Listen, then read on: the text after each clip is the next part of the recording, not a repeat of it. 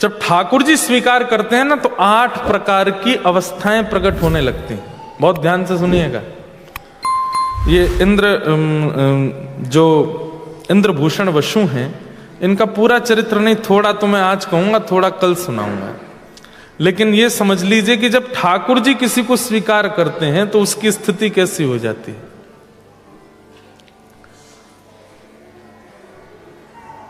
अष्ट सात्विक भाव प्रकट होने लगते हैं। अष्ट सात्विक भाव में पहला भाव क्या है? स्तंभ। स्तंभ मतलब जड़वत व्यक्ति खड़ा हो जाता है, ना हिलता है, ना डुलता है, ना आंखों की पलकें चलाता है, ना कुछ बोलता है, प्रक्रिया खत्म हो जाती है। कब? कृष्ण प्रेम करते करते करते करते करते करते एक स्थिति ऐसी आती है जब ठाकुर जी स्वीकार कर लेते हैं तो व्यक्ति ऐसा ही हो जाता है। उसको आप गाली दो, उसकी प्रशंसा करो, उसको बुरा बोलो, उसको अच्छा बोलो, उसको धन दो, उससे सब छीन लो, वो एक रस ही रहेगा। स्तंभन।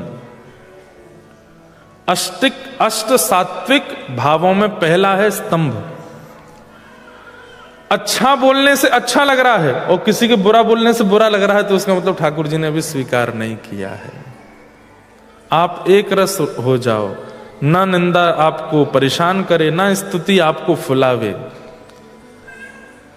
ना वैभव आपको पागल करे और ना सब लुट जाने पर आप बेचैन हो जाओ। एक स्थिति बन जाए, समझो ठाकुर जी ने स्वीकार किया।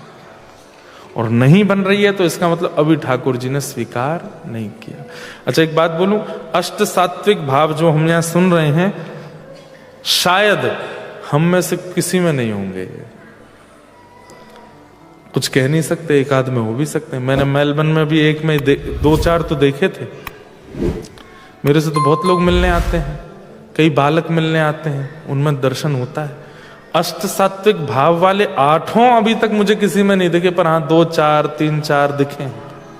तो पहला क्या है? स्तंभन। स्तंभ के भांति व्यक्ति हो जाता है, उसको मारो पीटो काटो, भलाई करो अच्छाई करो, कुछ प्रभाव नहीं होता, वो एक रस रहता है। अष्ट सात्विक भावों में दूसरा भाव क्या है? ठाकुर जी की कथा सुनते सुनते या ठाकुर जी की सेवा करते करते या नाम जप करते करते या नेत्र बंद करके मानसी करते करते भयंकर सर्दी में भी पसीने आने लगे,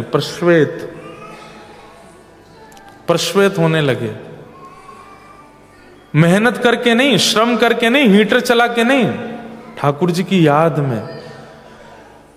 अच्छा एक बात, व्यक्ति जब संसारी रोता है ना तो केवल आंखों से अश्रु निकलता है, लेकिन जब व्यक्ति ठाकुर जी के विरह में बहुत रोता है, रो रो करके उसकी स्थिति ऐसी हो जाती है तो उसके अंग अंग से अश्रु प्रकट होने लगते हैं और हमें लगता है पसीना आ रहा है, प्रश्वेत। ये दूसरा सात्विक भाव है। तीसरा, ये गोपियों में आता था, जो व्रज की गोपियां, और क्षमा करें कान पकड़ के, व्रज में जाकर के कई लोग अपने आप को गोपी भाव में युक्त मानते हैं कि हमें गोपी भाव आ गया है। अगर ये अष्ट भाव आपके प्रकट नहीं है तो आप गोपी नहीं हो। तो पहला स्तंभ के भांति हो जाना, दूसरा अनायास ही भयंकर सर्दी में भी प्रश्वेत आना। मैं नाम नहीं बोलूंगा, एक हमारे वृंदावन के महाराज जी हैं, बोल देता हूं, जो अधिकारी होंगे वो प्रणाम कर ही लेंगे। श्री गोरीलाल कुंज वाले महाराज जी, हरिदासी परंपरा के महाराज जी, आप में से कईयों ने दर्शन भी किए होंगे। शाम के 7 बजते ही वो चाहे दुनिया के किसी कोने में हो, प्रधानमंत्री की सभा में हो, उनको एकांत में जाना है और बैठना है आंख बंद करके। क्यों? मानसी में जाते हैं, अपने प्रिया प्रियतम के उनको मानसी में पौढ़ाना, चरण सेवा करना, प्रसादी करना, ये सब उनका नियम है। एक नहीं अनेक बार उनके शिष्यों के द्वारा सुनी गई बातें कि एक बार महाराज जी कहीं ट्रेवल कर रहे थे, गाड़ी में थे, 7 बजती उन्होंने सीट पे ही आसन लगाया, बैठ गए, बोले गाड़ी चलाते रहो। बोले ग्वालियर के आसपास कहीं पहुंचे थे महाराज जी, भयंकर एक्सीडेंट हुआ गाड़ी का, ड्राइवर को चोट आ गई, पीछे वाले को चोट आ गई, महाराज जी भी गाड़ी के अंदर दब गए। सब लोग बाहर निकल के आ गए और महाराज जी तब भी समाधिस्थ ही बैठे थे। बोले जैसे तैसे हमने उनको बाहर निकाला। बाहर निकलने के उनका समय है इतनी देर, वो 1-1.25 घंटे रहते ही हैं ध्यान में आज भी। मानसी उसको बोलते हैं, मानसी में सेवा में रहते हैं। मानसी के बाद जब आंख खुली तो बोले क्या हुआ? अभी की बात है ये, तो कुछ साल पहले। देखे तो गाड़ी बिल्कुल चूर पड़ी है, सबके चोट लगी है, सब कोई रो रहे हैं, किसी के छाती में दर्द, किसी के पैर में। महाराज जी तो मानसी में थे। हमारे यहां दिसंबर जनवरी में सर्दी पड़ती है, दिसंबर जनवरी में पसीने आते हुए देखा है। नेत्र बंद करके मानसी में रहते हैं। और सबसे बड़ी प्रेमी की एक और बात बताऊं, प्रेमी जब रुदन करता है ना तो उसके आंसू यहां से नहीं आते, उसके आंसू यहां से निकलते हैं, कोने से। अब इसमें भी एक अंतर है, वो भी अष्ट जो सात्विक भाव है उसमें एक ये भी है, आगे बताऊंगा। तो पहला है स्तंभ, दूसरा है श्वेत, तीसरा है पुलक। पुलक मतलब रोना। आंखों के इधर के भाव से यदि अश्रु आ रहे हैं, यहां से अश्रु यदि प्रकट हो रहे हैं इधर से, तो इसका मतलब है असली आंसू नहीं है। अब कोई रोवे तो उसे आंख में झांक के देख लो। असली आंसू मतलब वो बस रो रहा है पर इतना भावुक है नहीं। आंख के बीच से आंसू आवे तो उसका मतलब विरह है, और आंख के कोने से आंसू आवे तो समझो प्रेम में डूब चुका है, प्रेम में रो रहा है। पुलक। तो अष्ट सात्विक भावों में तीसरा भाव क्या है? पुलक, रोना। रुरुदु स्वस्वरम राजन कृष्ण दर्शन लालसा। व्रज की गोपियां रोती हैं। आहा, पुलक। चौथा है स्वर भेद। बोलना चाहेगा लेकिन शब्द निकलेगा नहीं, बोलना चाहेगा लेकिन इतना रुकेगा, इतना उसका कंठ जो है वो अवरुद्ध हो जाएगा कि वो स्पष्ट बोल ही नहीं पाएगा।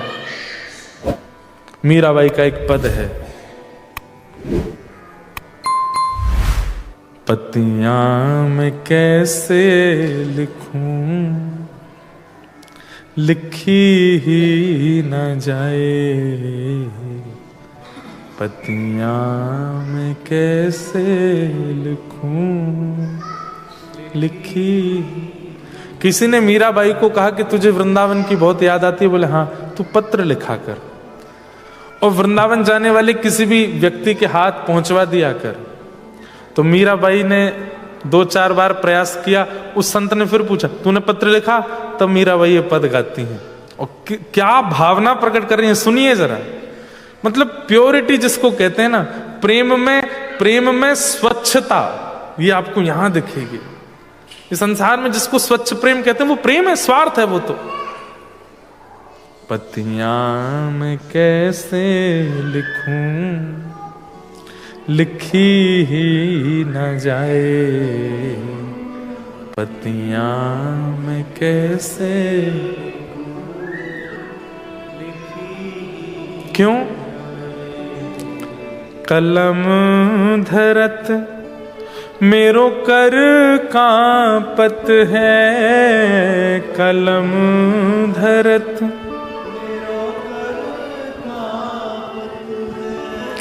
कलम धरत मेरो कर कांपत है, कलम धरत।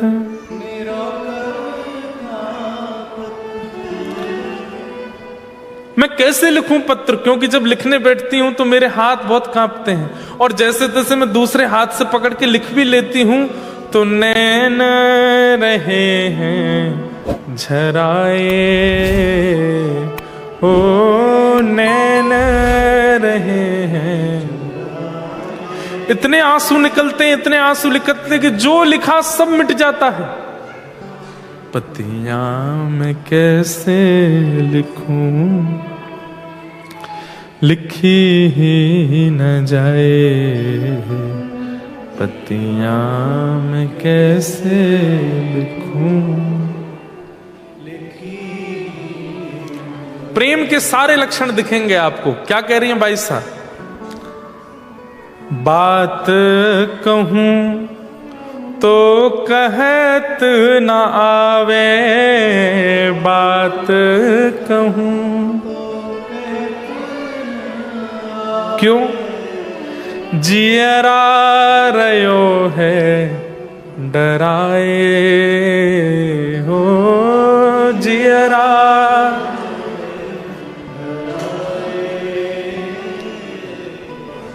पत्तियां मैं कैसे लिखूं,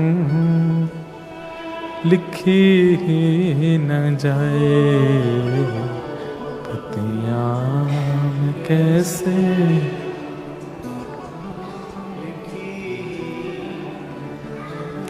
विपत हमारी, अरे मैं ना लिख सकती हूं, ना बोल सकती हूं, ना कुछ कह सकती हूं। बोले तो मेरी स्थिति देख लीजिए और आप वृंदावन जाके बिहारी जी से बता देना मीरा की ऐसी स्थिति है। विपत हमारी देख तुम चाले, विपत बस कहियो हरि जो सो जाए हो,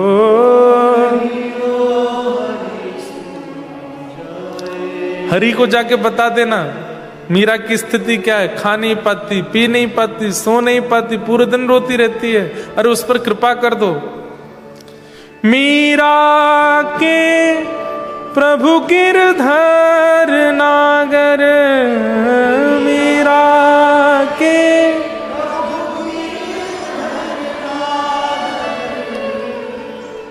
एक ही इच्छा। किसी ने पूछा वृंदावन जाके तुम्हारी स्थिति बता देंगे। ठाकुर जी ने पूछा कि मीरा चाहती क्या है, तो क्या बताएं? बोले मीरा के प्रभु गिरधर नागर, मीरा के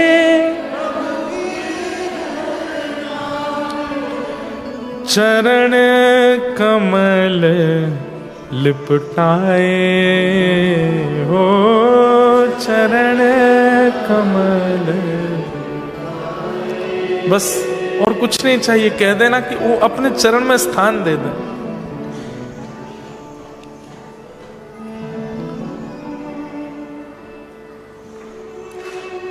प्रेम के अष्ट सात्विक स्वभावों में तीसरा स्वभाव है पुलक, यानी कि रोना।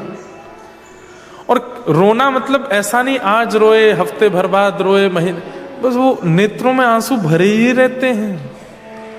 कोई गलती से बोल दे एक बार बस नाम हरि का, वृंदावन का, तो बस निकल पड़ते हैं वो। तो स्तंभ, प्रश्वेत, पुलक और स्वर भेद। चौथा है बोल नहीं पाएंगे, कंठ अवरुद्ध हो जाएगा। पांचवा है वैपथु। वैपथु मतलब कंपन, शरीर में एक विचित्र सा कंपन होगा ठाकुर जी को याद करके। कई वैष्णव ऐसे हैं। अभी मैं होपाट भी गया, वहां एक दंपति प्रणाम कर रहे हैं, प्रणाम करते हुए उनका शरीर कंपन हो रहा था। कंपन सर्दी से नहीं, जाड़े से नहीं, बस विरह में कंपन।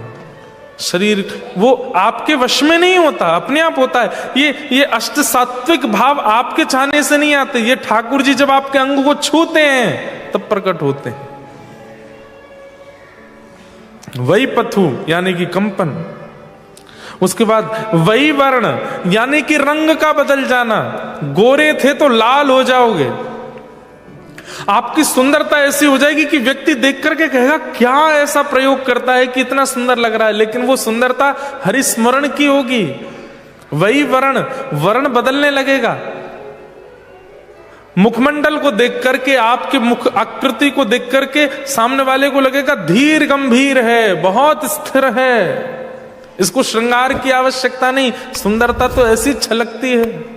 वही वर्ण व्यक्ति जब महासंसारी होता है तो उसका रूप, उसका यौवन, उसकी आकृति, उसकी प्रकृति, उसका स्वभाव सब संसार की ओर ले जाने वाला होता है। लेकिन जब व्यक्ति भगवत अनुरागी हो जाता है तो उसका रूप, उसका सौंदर्य, उसकी बोली, उसकी चाली, उसके स्वभाव, उसकी मनस्थिति सब हरि की ओर ले जाने वाली होती है। वही वर्ण बदलने लगता है। और मूर्छा, ऐसी स्थिति आ जाती है कि ठाकुर जी को याद करते करते मूर्छित हो गए, एक एक दो दो तीन तीन घंटे हो गए, लेकिन उठ ही नहीं पाए, इस स्थिति में आ जाते हैं। और एक स्थिति होती है रोमांच, यानी कि शरीर के रोए खड़े हो जाना। अरे कुछ सुना नहीं था, कुछ स्पर्श नहीं किया था, बस ठाकुर जी को याद करते ही रोए खड़े हो गए। ये अष्ट सात्विक स्वभाव हैं जो ठाकुर जी जिसको स्वीकार करते हैं, या ठाकुर जी जिसको देख लेते हैं, या ठाकुर जी जिसको पाना चाहते हैं। एक तो था हम ठाकुर जी को पाना, हाँ, ठाकुर जी जिसको पाना चाहते हैं उसमें ये अष्ट सात्विक भाव प्रकट होने लग जाते हैं। और इन अष्ट सात्विक भावों के भी एक नियम है। एक होता है धुमाई सात्विक भाव। धुमाई सात्विक भाव कैसा है? आज रोना आया, कल रोना आया, अब महीने भर की छुट्टी, अब भाव ही नहीं आ रहा। कथा सुन के भी कुछ नहीं हो रहा, सेवा करके भी कुछ नहीं हो रहा, वृंदावन जाके भी कुछ नहीं हो रहा, फिर महीने 2 महीने बाद फिर से भाव आ गया और फिर 2-3 महीने के लिए चला गया। ये धुमाई सात्विक भाव। दूसरा होता है ज्वालित सात्विक भाव, मतलब इन 8 में से 2-3 प्रकट होते हैं, सब प्रकट नहीं होते। तीसरा होता है दीप्त सात्विक भाव, यानी कि 3-4 भाव प्रकट होते हैं, सारे प्रकट नहीं होते। फिर है उदीप्त सात्विक भाव, यानी कि 5 या 6 गुण प्रकट होते हैं, 8 के 8 नहीं आते। और एक है सुदीप्त। सुदीप्त सात्विक भाव में 8 भाव प्रकट होते हैं। सुदीप्त सात्विक भाव वाले लोग इस पूरे ब्रह्मांड में उंगलियों पर गिन सको इतने ही होंगे, सब नहीं। तो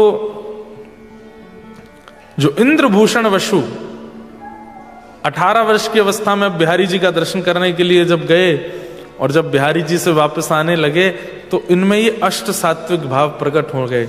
अष्ट सात्विक भाव मतलब स्तब्ध हो गए जड़वत, यहां से अश्रुपात होने लगे, शरीर कंपायमान होने लगा, प्रश्वेत के बिंदु गिरने लगे। इनके पिताजी कहने लगे, लाला क्या हुआ क्या हुआ? बस हरि हरि हरि हे हरि हे हरि हे हरि, श्री वृंदावन श्री वृंदावन श्री वृंदावन, प्राण वृंदावन जीवन वृंदावन, बस ऐसा करके रोने लगे। आपके पिताजी जैसे तैसे आपको लेकर के आए कलकत्ता आकर के तो वो विरह और ज्यादा व्याकुल कर दिया उसने। तब आपने अपने पिताजी से कहा कि मुझे दीक्षा लेनी है, और नागेंद्र मठ में जाकर के आपने 20 वर्ष की अवस्था में गुरुदेव से दीक्षा ली। और दीक्षा के बाद इनका नाम हो गया ज्योति प्रकाश दास, यानी कि इंद्रभूषण वसु का नाम ज्योति प्रकाश दास हुआ। दीक्षा के बाद इन्होंने अपने गुरुदेव को जब प्रणाम किया तो गुरुदेव ने आशीर्वाद दिया, जिस भावना से तुमने दीक्षा ली है वो भावना तुम्हारी पूरी हो। गुरु को प्रणाम करने के बाद अपने पूज्य पिताजी को प्रणाम किया और कहा, पिताजी आपसे कुछ चाहिए। बोले क्या चाहिए? बोले वचन दीजिए जो मांगूंगा तुम मना नहीं करोगे। बोले नहीं करूंगा, तुम मांगना।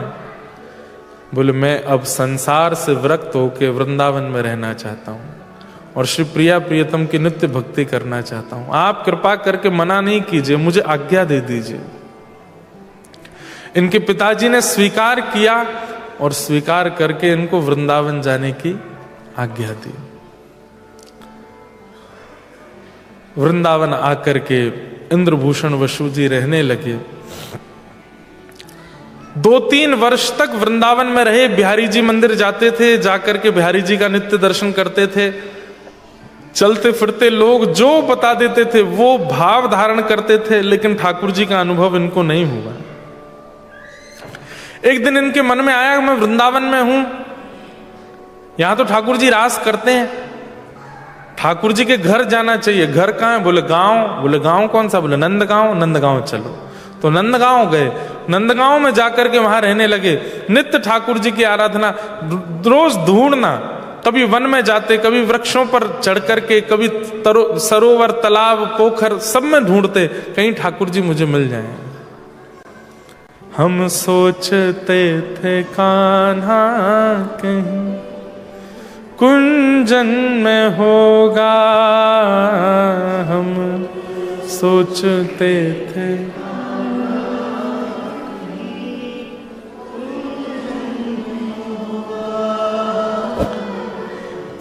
अभी तो मिलन का हमने सुख नहीं भोगा, हाँ अभी तो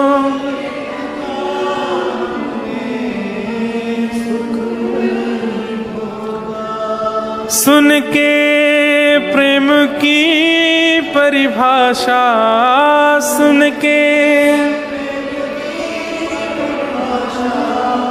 मन में बंधी थी जो आशा, मन में आशा हुई रे निराशा झूठी, दे गया दिलाशा हमें श्याम ना मिला,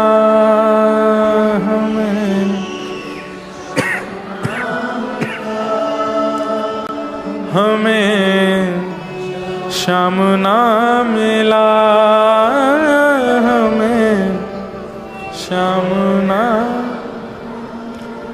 हे सुने राधिका दुलारी, सुने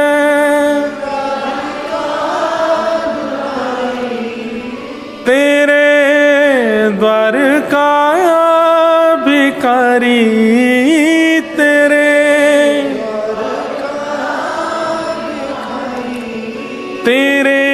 श्याम का पुजारी,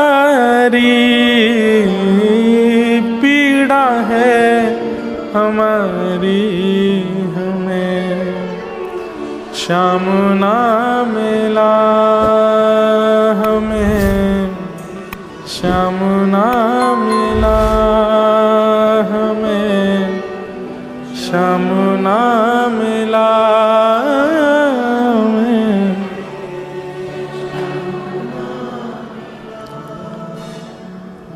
इंद्रभूषण जी ढूंढते हैं कहां है ठाकुर जी। गाय चढ़ती हुई जाती हैं तो पीछे पीछे दौड़ते हैं, ग्वारियाओं को पकड़ लेते हैं, बोले आप बता दीजिए ना श्याम सुंदर कहां। बोले हमें क्या पता कहां है। बोले तुम भैया सबरे गैया चराओ, तुमको पता होती होगी ग्वारिया कन्हैया कहां को गयो है। गोपियों के द्वार पर चले जाते हैं नंदगांव में, और द्वार पर खड़े हो जाते हैं। गोपी निकल के आती, कहा चाहिए बाबा? बोले कछुना चाहिए। कन्हैया तुम्हारे घर माखन चुराए हुए आमे नेक बताए दो कहां है। अरे बाबा बावड़ो होगो दिखे, ये 1922 चल लो है। ठाकुर जी तो माखन चोरी द्वापर युग में क्यों करते, ये तो कलयुग चल लो है। अरे तुम सब मोते मिलवानो नए चाहो, या हमारे मुंह को नए बता रहे हो। सब जगह ढूंढते, इतनी व्याकुलता चित्त में होने लगी कि आप अनशन पर बैठ गए और अन्न जल त्याग करके बैठ गए। बोले ठाकुर जी या तो मुंह को मिलो, नहीं तो मैं अपने प्राण त्याग दूंगा। 1 दिन 2 दिन 3 दिन जब बीत गए, तब एक दिन स्वप्न आदेश हुआ और बस एक स्वर सुनाई दिया। बोले क्या? नंदगांव से उत्तर की ओर जाओ, नंदगांव से उत्तर की ओर जाओ, नंदगांव से उत्तर की ओर जाओ।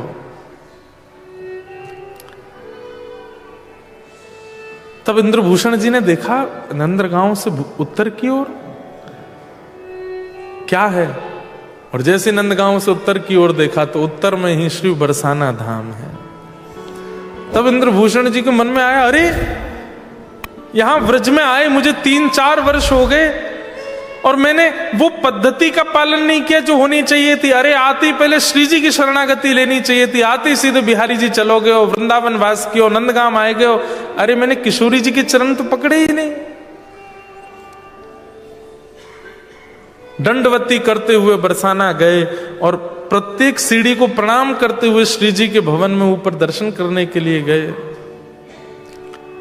किशोरी जी के सामने बैठ करके खूब बोले, हे प्रियाजू मुझको क्षमा करो, मैंने आपको भजन नहीं किया, आपको स्तवन, आपके दर्शन नहीं किए। बंधुओं, एक मुझसे किसी ने एक बात कही थी कि महाराज जी आप कहते हैं हे सुन राधिका दुलारी हमें श्याम ना मिला, सब किशोरी जी से ठाकुर जी को ही क्यों मांगते हैं?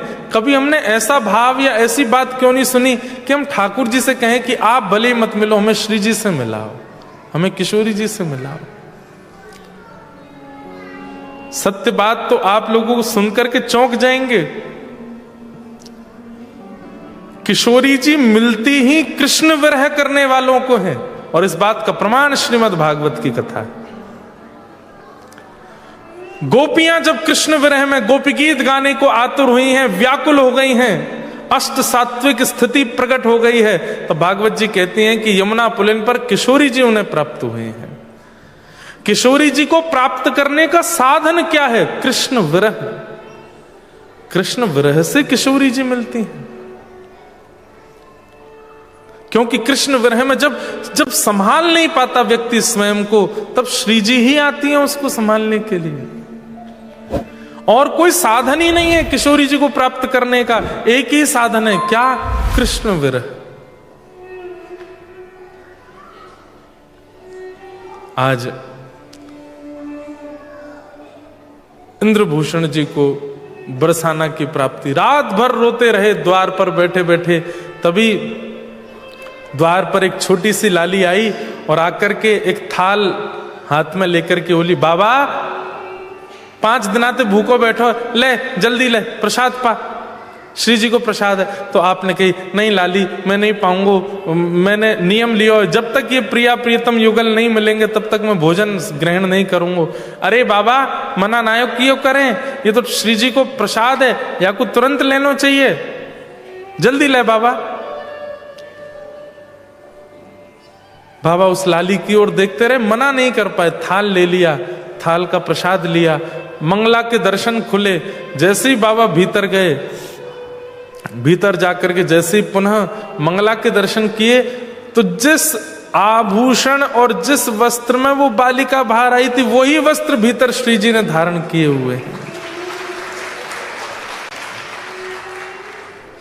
आप तो बस बेचैन हो रहे थे, ये किससे कहूं, किसको बताऊं, ऐसे ही तो वस्त्र थे लाली के बाहर जो आई थी। और इस बात पर मोहर तब लगी जब भीतर से पुजारी जी आए, तो उन्होंने की, अरे बाबा ये थाल तेरे पास कैसे आयो? तो बाबा बोले, थाल, ये थाल तो बाहर मुझे कोई बालिका दे करके गई। बोले, अरे ऐसा कैसे, ऐसा क्या, ये तो श्री जी को निज थाल है, ये तो मंदिर के भीतर को था, तेरे पास बाहर कहां से आएगा, जल्दी लाया कुदैमो को। और थाल लेकर के जब वो भीतर जाने लगे, तब वो स्पष्ट समझ गए, बोले कि वो बाहर लाली नहीं, वो तो किशोरी जी आई थी। आप इतने रोए, इतने रोए। और तब किशोरी जी से कहा कि हे श्यामाजू कृपा करो, मेरो जन्म क्यों भयो है, मैं बंगाल का जन्मा, वृंदावन से मुझे प्रीति क्यों हुई है, मुझे किस कारण से यहाँ बुलाया है, ये मुझ में जो भाव प्रकट हो रहे हैं ये मेरी क्षमता तो नहीं है, मेरे परिवार में भी किसी ने इतना भजन नहीं किया, ये मुझ में ऐसे गुण लक्षण क्यों आ रहे हैं, क्यों मैं इतना बेचैन आपसे मिलने के लिए हो रहा हूं, क्या बात है, स्पष्ट करो। तब किशोरी जी ने स्वप्नाज्ञा करके कहा, अरे फूल सखी, और उनका नाम फूल सखी हो गया। तू हमारी फूल सखी है और तेरो काम फूलन सो श्रृंगार करके निकुंज बिहारी लाल को प्रसन्न करनो है। चल जा, अब इन फूलन की सेवा से आनंद कर। यही प्रसिद्ध फूल बाबा हुए ब्रजमंडल के। फिर अब ये फूलन की सेवा से कैसे श्री प्रिया प्रियतम को रिझाते हैं, कैसे ये फूल बाबा बने। इनका नाम एक फूल चोर बाबा भी था। यही इंद्रभूषण जी फूल सखी के रूप में वृंदावन में विराजे, किशोरी जी ने इन पर कृपा की। वो सब आगे का प्रसंग हम लोग कल से सुनेंगे। आज का समय यहाँ अधिक हो रहा है।